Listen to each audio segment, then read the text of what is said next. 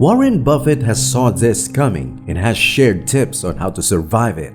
American prices today have continued to rise, and policymakers are perplexed as to how the central bank could have permitted this. By the summer of 2023, prices will have increased by an additional 6.8%, according to the Fed's estimate of inflation expectations. It appears that the Federal Reserve may be partially to blame. It will be extremely difficult. The recent events have significantly increased how difficult it has become. In today's video, we'll be talking about the 3 blunders of the US that escalated inflation and how to survive it with Warren Buffett's tips. So stay tuned and let's find out.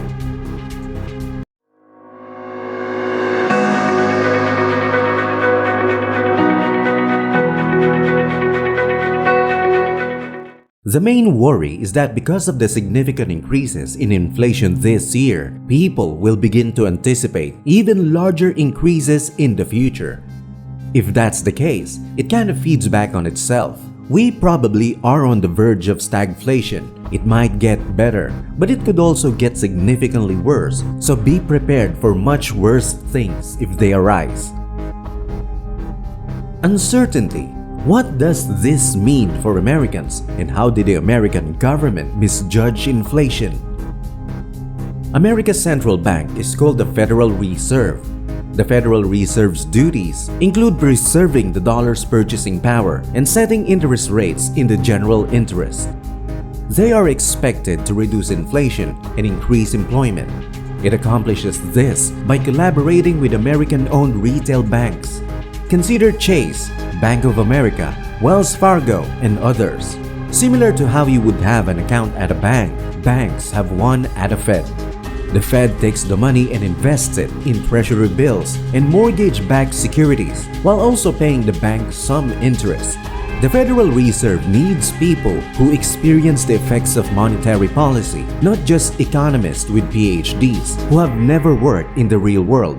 A flare of life and are affected by the zero interest rate policy that makes life harder for savers without access to a lifetime public pension. The work of the Fed is challenging. It entails making projections for the future, such as how much inflation will there be in a year. What should we do if it's up in that case?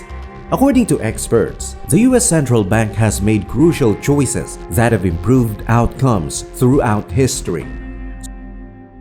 Supporters cite the Fed's robust credit provisions during the 2020 recessions as evidence. Millions of people were ultimately kept afloat by this money, and the world came to a standstill. For more than 3 decades, the bank also maintained a balance of low unemployment, low lending rates, and low inflation. The stability helped many jobs get created while limiting price increases. But errors do occur from time to time. I believe that overall, on balance, the forward guidance marginally slowed the Fed's response to the inflation issue last year. Does that imply that it was a mistake then? In some ways, I believe it was a mistake, and I believe both parties agree that it was a mistake. So these are the 3 major blunders. The first mistake was a sudden rise in the amount of money available. The total amount of money under the Fed's control has significantly increased in recent years. It may take months or even years for changes in the money supply to take effect in the economy. We would anticipate that prices would double if there were the same number of goods in the economy, but twice as much money. The savings account of average Americans initially reflected this sharp increase before they abruptly disappeared. According to everything we've seen, the wealthiest and oldest Americans hold the majority of that money.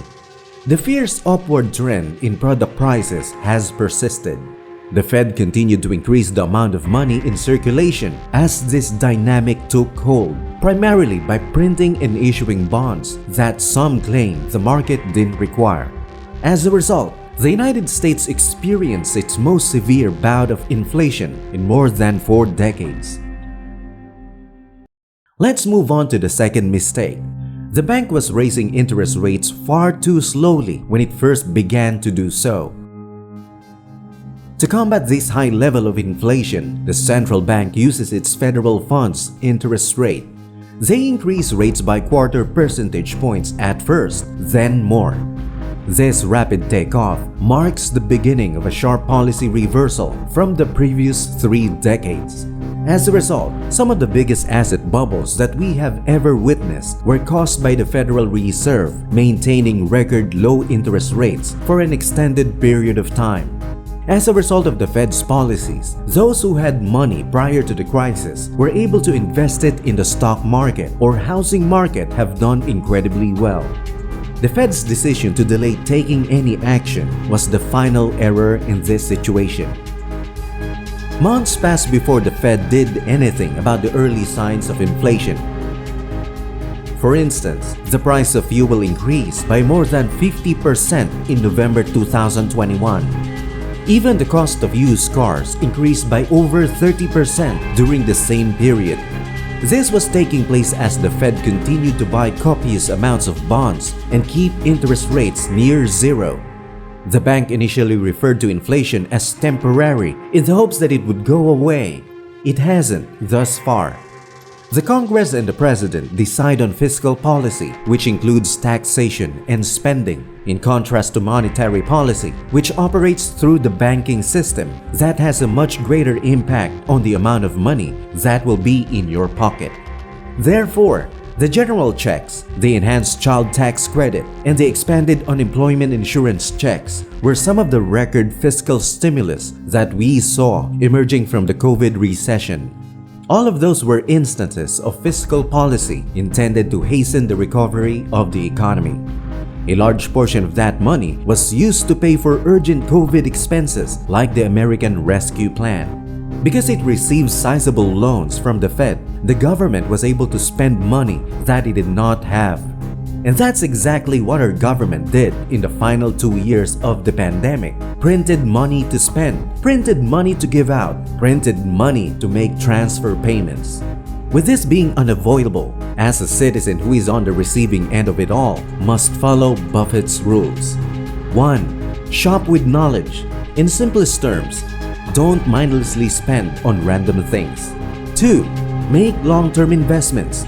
In other words, own stocks and hold that for a long time.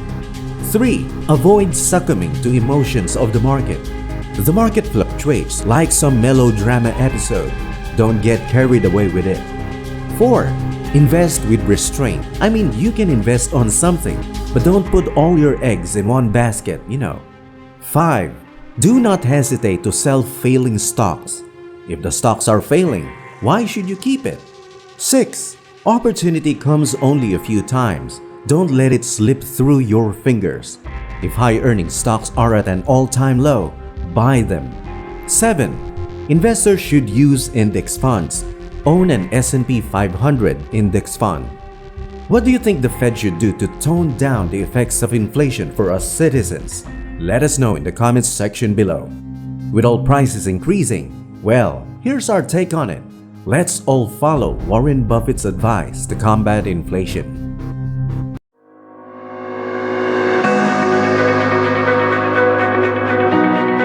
Don't forget to give us a like, subscribe, and ring the bell icon to stay posted for our next videos. Thank you for watching and see you soon.